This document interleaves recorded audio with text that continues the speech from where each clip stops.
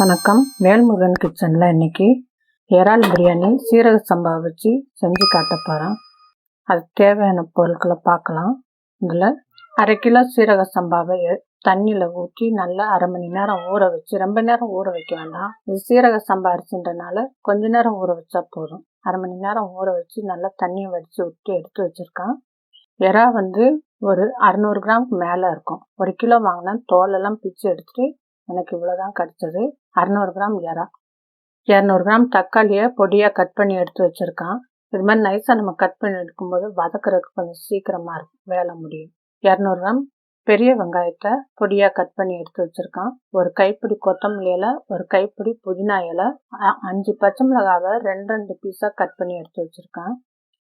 இதுக்கு 3 பிரிஞ்சி இலை, 3 துண்டு பட்டை, 3 ஏலக்காய், 4 கிராம்பு, 2 துண்டு நட்சத்திர சோம்பு, ஒரு கல்பாசி, 1 ஸ்பூன் சோம்பு எடுத்து வச்சுருக்கோம். இப்போ இந்த இறால மசாலா போட்டு பரட்டி விட்டுடலாம். இப்போ இதில் மஞ்சள் சின்ன ஸ்பூனு கணக்கு 1/4 ஸ்பூன் மஞ்சள் தூள் இதில் சேர்த்துக்கலாம். நம்ம பிரியாணிக்கும் சேர்க்க போகிறோம். மஞ்சள் தூள் சேர்த்துக்கலாம். பச்சை மிளகாய் நம்ம 6 சேர்க்கறதுனால இறான்றனால கொஞ்சம் காரம் தூக்கலாக இருக்கணும். அதுக்காக வெறும் மிளகாய் தூள் நான் இதில் ஒரு 1/2 ஸ்பூன் மட்டும் சேர்க்குறோம். வெறும் மிளகாய் தூள். பிரியாணி மசாலா தூள் நம்ம தாளிக்கிறதுக்கும் நம்ம எடுப்போம். இப்போ இதில் 1 ஸ்பூன் சேர்த்துக்கலாம். இப்போ இதில் கொஞ்சம் ஜாஸ்தியாக நம்ம சேர்க்கறதுனால அந்த இறாவோட கவிச்சி ஸ்மெல் நமக்கு வெளியில் வராது. இஞ்சி பூண்டு பேஸ்ட்டு இதில் 1 ஸ்பூன் போட்டுக்கலாம். தயிர் 2 ஸ்பூன் போட்டுக்கலாம். இப்போ இறாக்கு தேவையான உப்பு மட்டும் 1 ஸ்பூன் சேர்க்கலாம். நம்ம அரிசி பிரியாணி செய்யும்போது நமக்கு 1 ஸ்பூன் தேவைப்படும். எவ்வளோ தேவையோ அதை போட்டுக்கலாம். இப்போ இதை நம்ம ஒன்று போல் நல்லா கலந்து பிசைஞ்சிடலாம். இப்போ பிசைஞ்சிட்டு காட்டுறேன். நான் நல்லா எல்லா இடத்துலையும் மசாலா படுற மாதிரி நல்லா பரட்டி விட்டுடலாம். இப்படியே மூடி வச்சுட்டு ஒரு 1/2 மணி நேரம் ஊற விட்டுடலாம். இப்போ இறா நல்லா ஊறிடுச்சு. இப்போ நம்ம பிரியாணி பண்ணிடலாம்.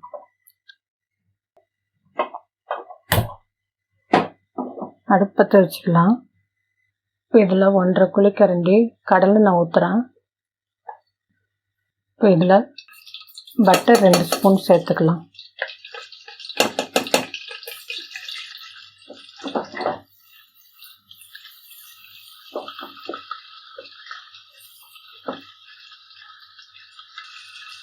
இதில் நம்ம எடுத்து வச்சுக்க பட்டை, கிராம்பு, நட்சத்திர சோம்பு, கல்பாசி, ஏலக்காய், சோம்பு, பிரிஞ்சி இலை, லவங்கம் எல்லாத்தையும் இதில் ஒன்றா போட்டுடலாம்.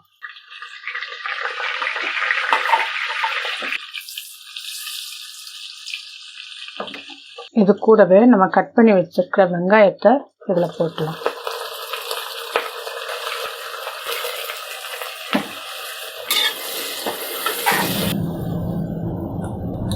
வெங்காயம் வதங்குறதுக்கு ஒரு 1/4 ஸ்பூன் உப்பு சேர்த்துக்கலாம்.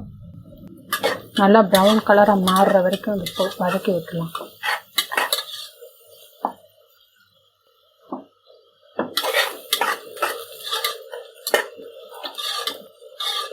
பிரியாணி செய்யும்போது வெங்காயம் நல்லா பொன்முருளம் கலர் மாறணும். அப்படின்னா தான் நல்லா ருசியாக இருக்கும்.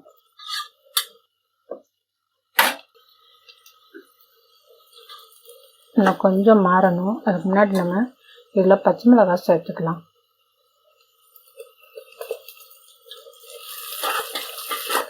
நல்லா கலர் மாறிடுச்சு. இப்போ ஏற்கனவே நம்ம இறால இஞ்சி பூண்டு பேஸ்ட் சேர்த்துருக்கோம். இது வாசனைக்காக கொஞ்சம் நம்ம இதில் சேர்த்துடலாம். ஒரு 3/4 ஸ்பூன் சேர்த்துருக்கேன் நான்.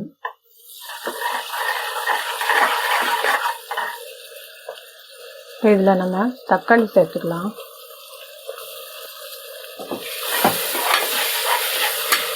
இப்போ நம்ம பொடியாக கட் பண்ணனால சீக்கிரம் நல்லா வதங்கிடுச்சு. கொஞ்சம் நல்லா சுருண்டு வரட்டும்.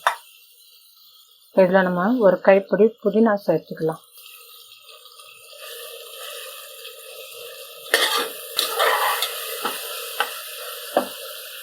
இதில் நம்ம 1 ஸ்பூன் பிரியாணி மசாலா சேர்த்துக்கலாம். வாசனைக்காக தான் நம்ம இதில் சேர்க்குறோம். தக்காளி நல்லா வதங்கிச்சு. இப்போ நம்ம இதை இறா போட்டு பரட்டி விட்டுடலாம்.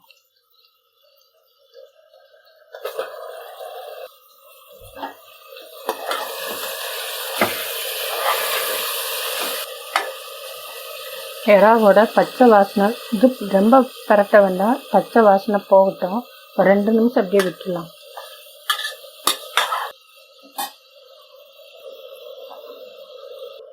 இப்போ இதில் நம்ம சீரக சம்பா அரிசியை சேர்த்துடலாம்.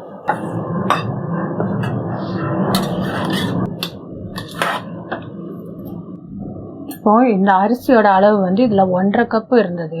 1.5 கப்புக்கு 1.5 கப்பு தண்ணி சேர்க்க போகிறேன் நான். இறாலையும் கொஞ்சம் தண்ணி விட்டுருக்கோம், நம்ம தக்காளி எல்லாம் போட்டு வதக்கியிருக்கோம். இறால தயிர் எல்லாமே புளிப்பு கரெக்டாக இருக்கும். இப்போ 1.5 டம்ளர் தண்ணி சேர்த்துக்கலாம்.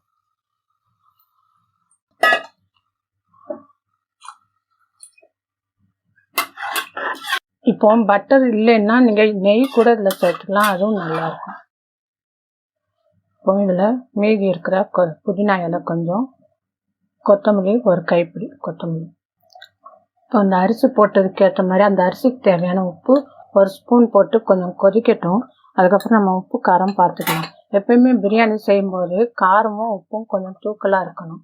அப்போ தான் அந்த அரிசி நம்ம மூடி வச்சு வேக வைக்கும்போது கரெக்டாக இருக்கும் சாப்பிட்றப்போ. கொஞ்சம் கொதிக்கட்டும், நம்ம உப்பு காரம் பார்த்துட்டு அதுக்கப்புறம் மூடி வைக்கலாம். இப்போ கொதிச்சிருச்சு, உப்பு காரம் பார்த்துக்கலாம். இப்போ இறால வெறும் மிளகாத்தூள் சேர்த்தோம். இப்போ 6 பச்சை மிளகாவை கட் பண்ணி போட்டோம். அது காரம் பயங்கரமாக இருக்குது. நம்ம அப்படி உங்களுக்கு இப்படி பார்க்குறப்ப அது உப்பு காரம் பார்க்கும்போது காரம் நிறையா தெரியுது அப்படின்னு சொன்னால் இதில் போட்டிருக்க பச்சை மிளகாவை நம்ம எடுத்துடலாம். ஏன்னா அது கொதிக்கும் போதே நமக்கு தெரிஞ்சு போயிடும் காரம் எவ்வளோ இருக்குன்னு. இது செஞ்சதுக்கப்புறம் பார்த்தோன்னா நம்ம பிரியாணி சாப்பிட்றப்ப பயங்கர காரமாக இருக்கும்.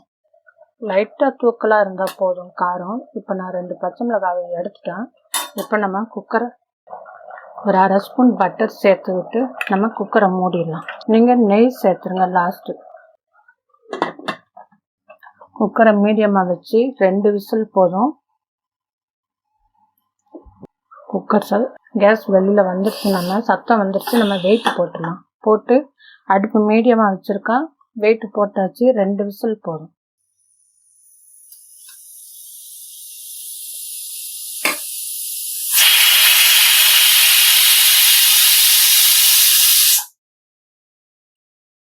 குக்கர் 2 விசில் வந்துருச்சு. இப்போ அடுப்பு ஆஃப் பண்ணிடலாம். இப்போ குக்கர் சத்தம் அடங்கிடுச்சு, நம்ம ஓப்பன் பண்ணி பார்க்கலாம்.